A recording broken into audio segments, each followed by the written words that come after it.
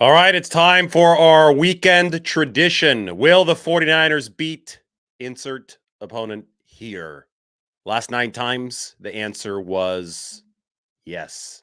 That's not the answer yet for will the 49ers beat the Cardinals, but officially it's not. You probably are guessing that it is, and you'd probably be right, but I don't want to spoil it too much. I want to go through a couple of the keys to the game, and I want to ask the big question. Will the 49ers grab the number one seed? To do that, they obviously have to beat the Cardinals. So there's going to be some scoreboard watching this weekend. I'm going to have some answers to your questions about what to watch, how the 49ers maybe should approach this from a player preservation standpoint. And then we could talk just briefly about what the most likely playoff matchups for the 49ers this weekend are. Here's the article. It came out this morning on The Athletic. Why don't you go ahead and check it out? It is in depth, as usual, 10 observations, including an interview with Drake Jackson's dad. You obviously saw Dennis Jackson come on the channel, talk a little bit, but had to follow up on that interception last week in Las Vegas. His dad was a Raiders fan, a loyal Raiders fan, up until his son, who plays for the 49ers, got an interception. Then he started going crazy for the 49ers. So that was good stuff. Wholesome content. And for this week's 10 observations, I really had to get into some of that because I'm not going to belabor you with 10 observations about a 49ers Cardinals mismatch. So you have to read the room a little bit. And by reading the room, 49ers Cardinals, this is a 14-point spread. It maybe should be bigger, but it's hard to make a spread bigger in the NFL. The Cardinals are starting David Blau at quarterback. That's their fourth QB of the season.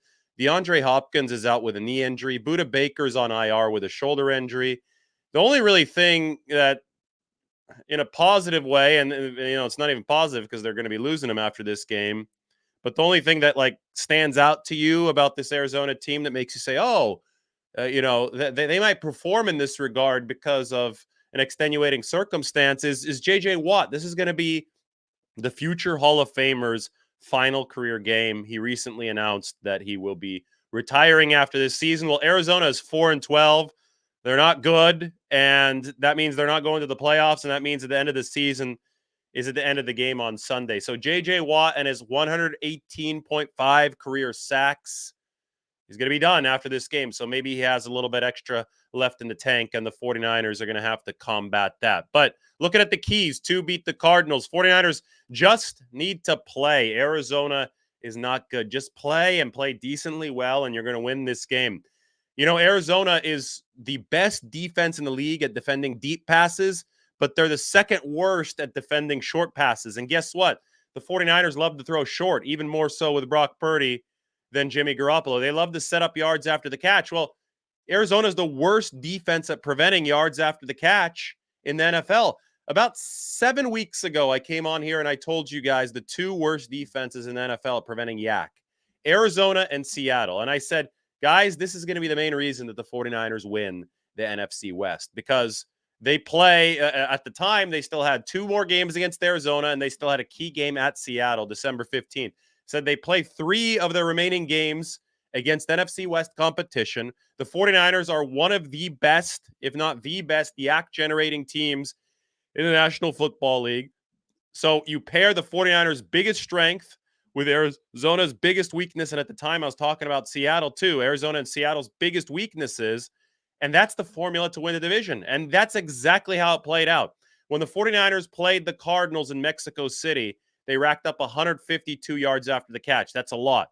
They racked up a ton of yards after the catch when they beat Seattle. And I expect them to rack up even more after the catch in this game against Arizona. Now there's no Budda Baker. Even with Budda Baker in the lineup last time, it didn't matter. Jake Brendel, the 49ers center, was sprinting 40 yards downfield and taking him out.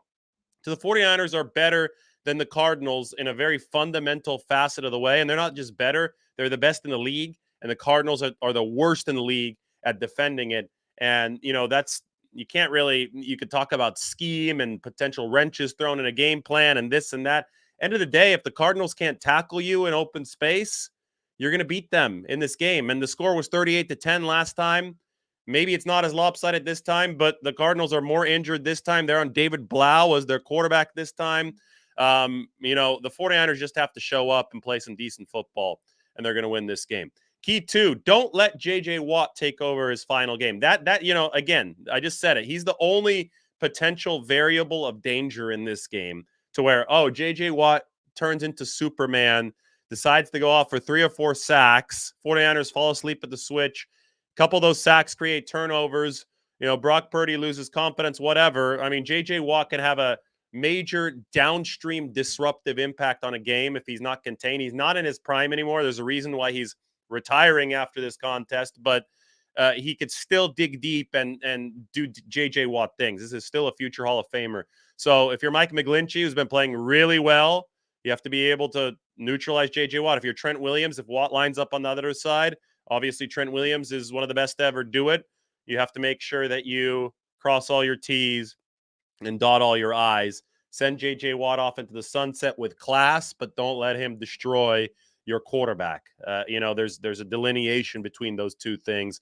The 49ers have to make sure that they're on the right side of it. Key number 3, don't do too much scoreboard watching. Some of this is going to happen, and I even headlined the article right here.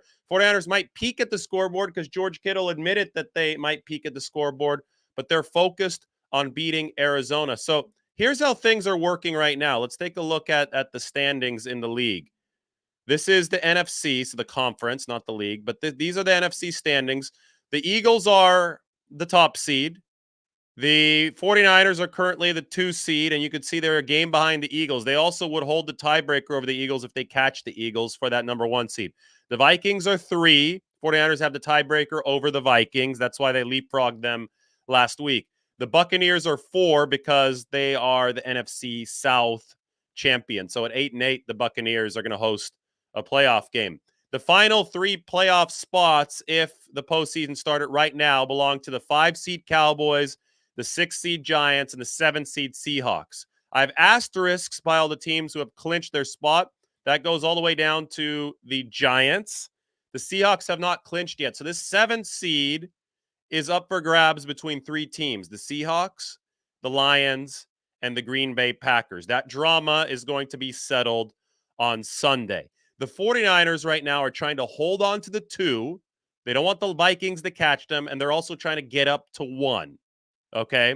So here's how it's going to work on Sunday. The Vikings are going to play first against the Bears at 10 a.m. If the Vikings beat the Bears, which is probably expected, right? Because the Bears aren't even starting Justin Fields. It's Nathan Peterman at quarterback. We know the Vikings aren't that good. We saw it last week when they got blown out by Green Bay. But the Vikings are about 7.5-point favorites for the early window game. Assuming Minnesota wins, the heat will still be on the 49ers to win to hold on to the number 2 seed. And the 49ers really want the number 2 seed because it gives you a potential second home playoff game if you win that first one. So the 49ers will kick off knowing whether or not the Vikings have won. Now, if the Vikings lose that first game, well, then the 49ers will kick off knowing that the 2 seed is safe. But their battle for the 1 seed, Philadelphia up here, that won't be determined until at least a little bit into this game, right? Because Philadelphia is playing in the afternoon at the same time as the 49ers. The Eagles are playing the New York Giants. Now, the word is that the New York Giants are very likely going to rest some starters in this game because the Giants are locked into the 6th seed. Nobody is going to leapfrog the Giants or kick them out of the 6th. So the Giants don't have as much motivation to win this game as the Philadelphia Eagles. That being said, upsets still happen. Even the replacement guys that take over for some of the starters for the Giants, they want to put good stuff on film. The Eagles have been struggling. We know this. We're not 100% sure on Jalen Hurts' status, although they say he's trending upward, whatever that means. Anyway, the 49ers will start playing the Cardinals, and the Eagles will start playing the Giants, and that's when some scoreboard watching might happen. George Kittle even said he might take a peek at the scoreboard. So there are a couple possible scenarios, right? The Giants could start getting blown out by the Eagles, in which case, if you're the 49ers, you're probably like, okay, the Giants aren't coming back because they don't have their top guys in this football game. So at that point, if the Vikings have already lost, then maybe you start yanking some starters if you're the 49ers. Preserve your most, precious assets, right? You don't want those guys still out on the football field going into the second half. But again, in all likelihood, Minnesota's going to win, so you're going to have to win if you're the 49ers. So, the way that I see this is even if the Giants are getting blown out by the Eagles, or even if the, Eagles are blowing out the Giants, even if this game that's happening simultaneously to the 49ers game is irrelevant, it's very likely that the 10 a.m. game will dictate that the 49ers have to play the Cardinals game through to its conclusion, or at least to the point where the Cardinals are so blown out that they can't come back anymore. So, I mean, it's, we could talk about all these scenarios of resting players doing this and doing that, but the bottom line is the 49ers really want to at least preserve the number 2 seed, and we won't know until the morning games are done with the Vikings and the Bears, how much danger that number 2 seed will be in when the 49ers kick off against the Cardinals at 125. So anyway, will the 49ers beat the Cardinals? I think resounding answer is yes. They're 2 touchdown favorites for a reason. Brock Purdy gets to play against the team that he went to some Cardinals games growing up. He's from the Phoenix area. He wasn't a fan of theirs. He was a Dolphins fan because his dad, former San Francisco Giants minor league baseball pitcher, his dad was a Dolphins fan like Dan Marino. That's why Purdy wears the number 13. So 49ers will beat the Cardinals.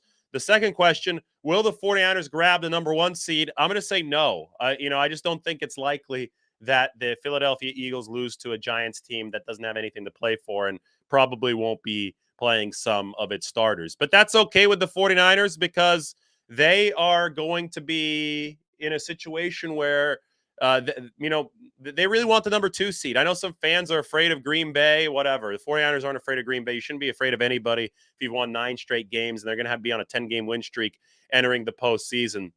The 49ers want the highest seed possible to avoid travel, and then they'll beat whoever is put in front of them. And I think the highest seed possible is going to be that number 2 seed. So for a viewing guide for the rest of the weekend to kind of set the table for the playoffs, the 2 seed ends up playing the 7 seed in the first round. So if the postseason started today, the 49ers would play the Seahawks. However, that's not the most likely matchup because the Seahawks aren't guaranteed a spot yet. As I said, it's the Seahawks, the Lions, and the Packers, 3 teams vying for that final spot. So if it is Seattle, then obviously that would be the third matchup, but it's most likely to be Green Bay. Out of these 3 teams, the only team that has a simple path, a win and in path this weekend into the playoffs are the Packers.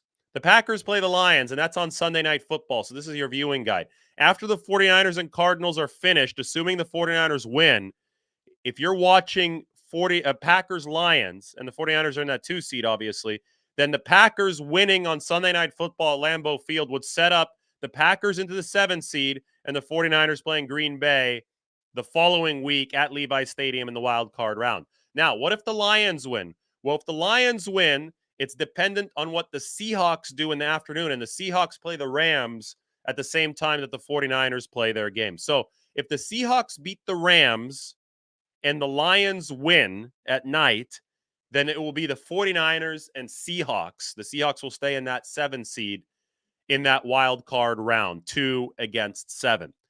If the Seahawks lose to the Rams in that afternoon game, the Seahawks are about 6.5-point favorites. The Rams, obviously, very shorthanded. Baker Mayfield has a lot on his shoulders in this game against Seattle. So if the Rams beat the Seahawks, then it will be Lions versus Packers for presumably a chance to play the 49ers.